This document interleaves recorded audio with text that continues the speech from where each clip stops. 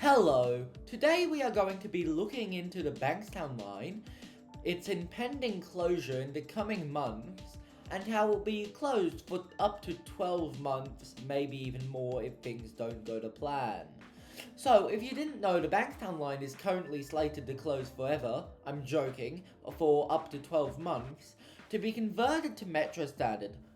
Work for this has already been underway, with the Bankstown Line being closed for significant periods on weekends and in school holidays. Such work that has already happened is fencing between the freight corridor and the passenger train corridor. The line will be enabled to close using high-frequency train replacement bus services called the Southwest Link. I will show a picture now. Click on the link above to see my video about the Southwest Link buses and how it will work. Back to the conversions to Metro standards. So, several things have already been done, such as stations being renovated, as you can see with the new signage, and the new benches and coverage and the bench booths. This has been done to convert it to Metro. As we'll see later, a lot of the City Rail era signs that have still managed to survive on the Bankstown Line have been covered up with corrugated plastic, making the character of the station gone. These City Rail signs will most likely be removed once the Metro takes over. Another thing to convert it to Metro standards is the platform gap fillers being installed. Now, onto Dulwich Hill Station. You can see here some of the work, such as the new footbridge and entrances, enabling better connections to buses, trams and trains for interchanging. Here is a walkthrough of the new entrance when it was opened. This entrance has already made it easier for people to commute through Dulwich Hill Station. This has been done as part of the works for when the line gets converted to Metro. It also makes Dulwich Hill Station accessible, as you can now use a lift. As you can see, there are the lift shafts. You can interchange to trams with the footbridge shown. Dulwich Hill has gone through a bunch of upgrades, and it will be complicated to add the platform screen doors used for Metro, but we'll get there when that happens eventually. Now on to Hurlstone Park. At Hurlstone Park, there's still a few City Rail quirks, such as this bench right here. From what I know, this bench here has been swapped with another City Rail bench from Hurlstone Park that actually says Hurlstone Park on it, which I will show now. So, it's been replaced with that, and the one in that position has unfortunately been moved. It's good to see that there's still City Rail stuff on the T3 Bankstown Line and the Sydney Trains network. The footbridge at Hurlstone Park Station has been redone and rebuilt in style of footbridges on other T3 Bankstown Line stations as part of the works for conversion to Metro. Here's an image I found online of the old Hurlstone Park Station and its old footbridge. Credit goes to the owner of the image. I don't really have much to say about Canterbury Station, so there it goes. The station after Canterbury is Campsie, and I have a bit more to talk about here. So this is Campsie Station. I'll get an image from the Sydney Metro website. This is what the footbridge will eventually look like. Campsie Station also has City Rail signs, but they have been covered up with corrugated plastic and will go once the station is closed and converted to Metro. I really don't have much to say about Belmore, but it does have a bit of history. Belmore was the terminus of the Bankstown Line when it was opened as a branch line from the Illawarra branch. Obviously now it's not the terminus and has become a nice little station with a bit of history. I don't really have much to say about Lakemba except City Rail.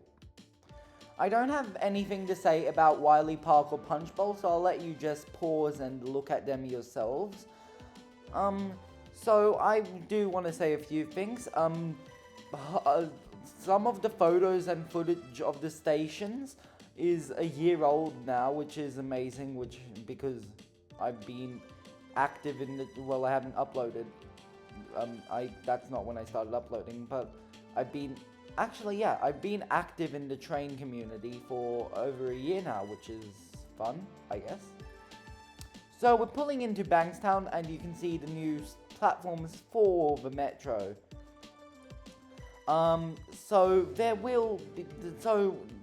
These platforms will be where the metro terminates, and the platform for Sydney trains will be shortened significantly.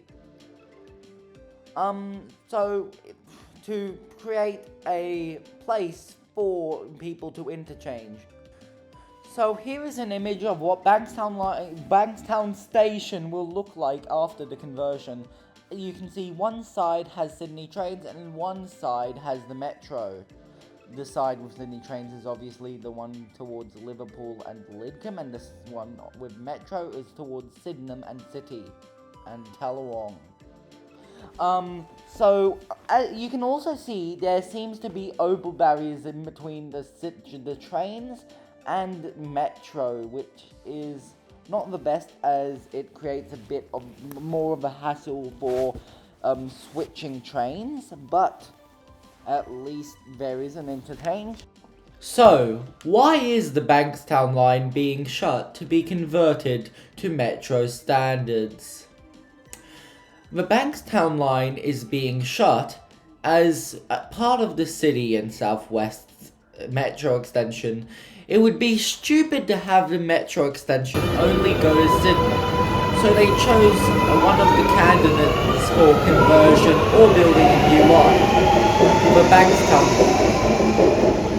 Line. Some people say that the Bankstown Line isn't the best candidate, and while I partially agree, at least it won't be ending at Sydenham, and there are plans to extend the Bankstown Line conversion to Liverpool via a more direct route rather than how it goes currently. They could have chose other candidates or built a new line. I'm not sure if this was officially recommended, but they could have perhaps converted the airport line instead of making it go to Sydenham, converted the airport line and made it so all T8 services bypass the airport link. There's a lot of options they could have chose, and the Bankstown Line just so happened to be the one they chose.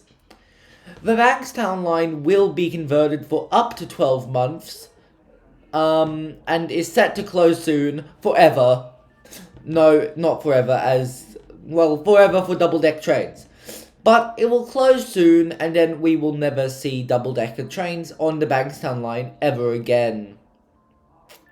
Which is quite sad to think about, but at least there will be a high-frequency service after all this chaos, which will help commuters as they travel on a higher frequency and faster service from Sydenham to Bankstown, and City, and Chatswood, Epping, Tallawong, and so ever. This conversion will ultimately benefit commuters, even if it causes pain, but it is worth it for the long-term gain the commuters will gain from this project. So I'm going to wrap this video on the Bankstown Line up, so thank you for watching, and I will see you in the next video. Bye!